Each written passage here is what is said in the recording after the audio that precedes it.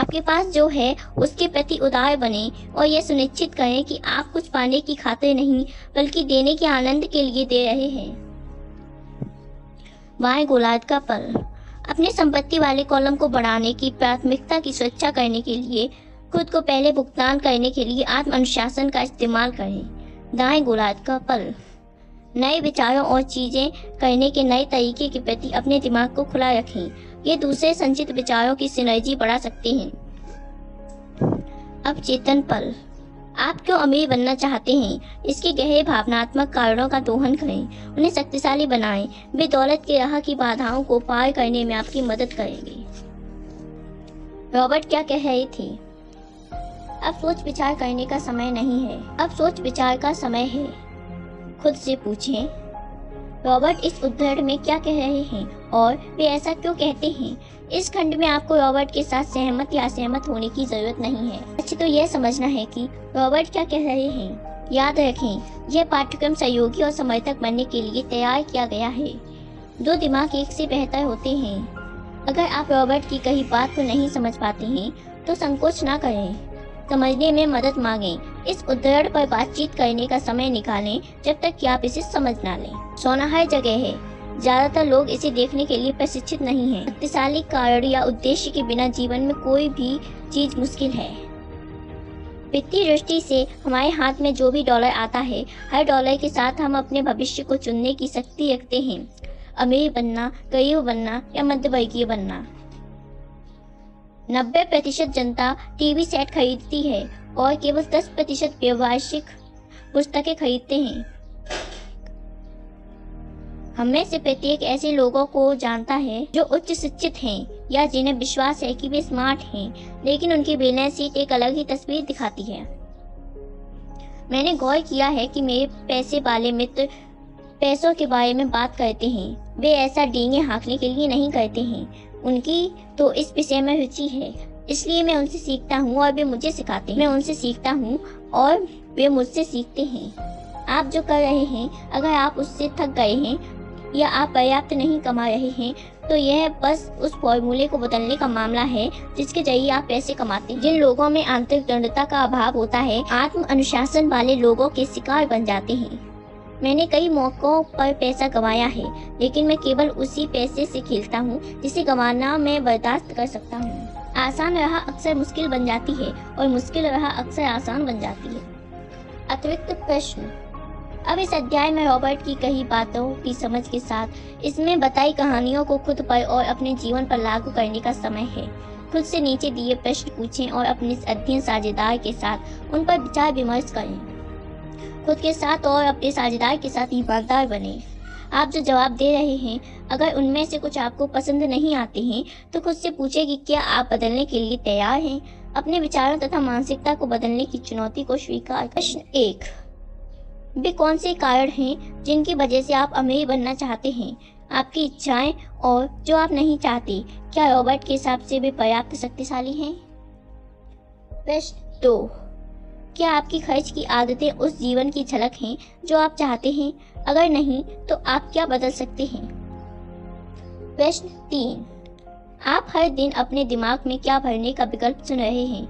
आखिरी बार आप किसी सेमिनार में कब गए थे या आपने कोई व्यावसायिक पुस्तक कब पढ़ी थी? प्रश्न 4। आपने अपने मित्रों से वित्त के बारे में क्या सीखा है, अच्छा या बुरा? प्रश्न 5। क्या आप ये कहेंगे कि आपकी आत्म अनुशासन की मांसपेशी सही आकार में है या इसे अच्छी कसरत की जरूरत है? प्रश्न 6। क्या आपके जीवन में आपके पास संचालक मंडल है, ब्रोकर और अन्य पेशेवर जिन्हें आप उत्कृष्ट जानकारी और आपकी खातिर पैसे बनाने की योग्यता के लिए अच्छा भुगतान करते हैं? प्रश्न 7। क्या आप कदम 7 में बताई गई अवधारणा को समझ गए हैं? अगर नहीं तो अपने अध्ययन साझेदार के साथ इस पर बातचीत करें। प्रश्न 8। जब आपने आखिरी बार विलासिता की कोई चीज खरीदी थी तो आपने इसके लिए कैसे भुगतान किया था? प्रश्न 9।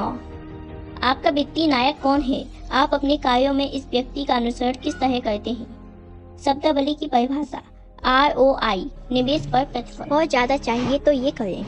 कई लोग मेरे 10 कदमों से ही संतुष्ट नहीं हैं। उनकी नज़रों में उनमें दर्शन अधिक हैं, काम की बातें कम हैं। मैं सोचता हूँ कि दर्शन को समझना भी उतना ही महत्वपूर्ण है जितना कि काम करना। बहरहाल कई लोग होते हैं जो सोचने के बजाय करना चाहते हैं, और कुछ लोग होते हैं जो सोचते तो हैं लेकिन कुछ करते नहीं हैं। मैं कहूँगा कि मैं दोनों ही प्रकार के लोगों का संयोग हूँ। मैं नए विचारों से प्रेम करता हूँ और मैं काम करने से भी प्रेम करता हूँ। तो जो लोग इस तरह की कार्यसूची जानना चाहते हैं कि शुरू कैसे किया जाए, उनके लिए मैं संक्षेप में कुछ ऐसी चीजें बताऊंगा जो मैं करता हूँ। आप जो कर रहे हैं उसे करना बंद कर दें। दूसरे शब्दों में अवकाश लें और आकलन करें कि क्या कारगर है और क्या कारगर नहीं है। पागलपन की परिभाषा यही है कि आप वही चीज बार बार करते चले जाएं और अलग परिणामों की अपेक्षा करें। जो कारगर या सफल नहीं हो रहा है उसे करना छोड़ दें और किसी नई चीज की तलाश करें। नए विचारों की तलाश करें। निवेश संबंधी नए विचारों के लिए मैं बुक स्टोर्स में जाकर अलग अलग तथा अनूठे विषयों पर पुस्तकें खोजता हूँ। मैं उन्हें फॉर्मूला कहता हूँ। मैं जिन फॉर्मूलों के बारे में कुछ नहीं जानता उन पर कैसे करें पुस्तकें खरीदता हूँ। मिसाल के तौर पर एक बुक स्टोर में मुझे जोएल मास्कोविट्ज की पुस्तक द 16% सॉल्यूशन मिली। मैंने पुस्तक खरीदकर पढ़ी और अगले गुरुवार को मैंने ठीक वैसा ही किया जैसा पुस्तक में बताया गया था।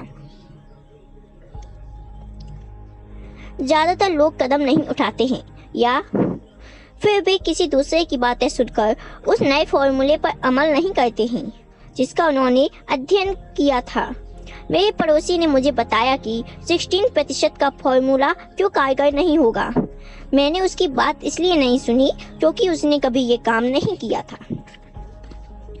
किसी ऐसे व्यक्ति को खोजें जो वह काम कर चुका हो जिसे आप करना चाहते हैं। उन्हें लंच पर ले जाएं और उनसे सलाह मांगें तथा कारोबार के गुर पूछें। 16% टैक्स लियन सर्टिफिकेट्स के लिए मैं अकाउंटिंग के टैक्स ऑफिस गया। वहाँ मुझे एक सरकारी कर्मचारी मिली जो वहाँ काम करती थी। उसे लंच पर आमंत्रित कर लिया। उसने रोमांचित होकर मुझे अपना सारा ज्ञान और पूरी प्रक्रिया बता दी। लंच के बाद उसने शाम तक मुझे वे जगह दिखाई जहाँ मैं इस तरह का सौदा कर सकता था।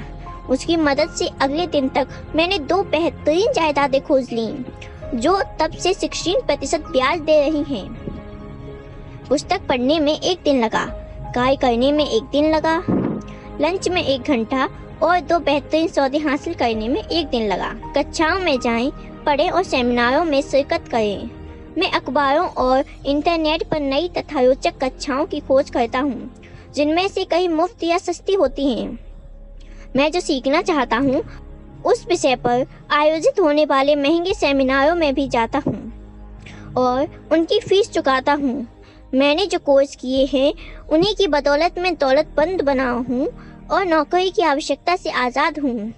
मेरे कुछ दोस्त ऐसी कक्षाओं में कभी नहीं गए बल्कि मुझे हतोत्साहित करते हुए बोले कि मैं अपने पैसे बर्बाद कर रहा हूँ। वे आज भी वही पुरानी नौकरी कर रहे हैं। बहुत सारे प्रस्ताव दें। जब मैं रियल एस्टेट खरीदना चाहता हूँ तो मैं कई जायदादें देखता हूँ और सामान्यतः एक प्रस्ताव या पेशकश लिख देता हूँ। अगर आप नहीं जानते कि सही प्रस्ताव क्या होना चाहिए तो मैं भी कहाँ जानता हूँ। यह तो रियल एस्टेट एजेंट का काम है। वे प्रस्ताव देते हैं, मैं तो यथासंभव न्यूनतम काम करता हूँ। मेरी एक मित्र चाहती थी कि मैं उसे अपार्टमेंट हाउसेस खरीदना सिखाऊं। एक शनिवार को वह अपने एजेंट और मेरे साथ 6 अपार्टमेंट हाउसेस देखने गई। 4 बेकार थे लेकिन 2 अच्छे थे। मैंने सभी 6 पर प्रस्ताव लिख दिए जिनमें मालिक की मांगे कीमत से आधी की पेशकश की गई थी। मेरी मित्र और उसके एजेंट को दिल का दौरा पड़ते पड़ते बचा। उन्हें लगा कि यह अपमानजनक है और इससे बेचने वालों को बुरा लगेगा।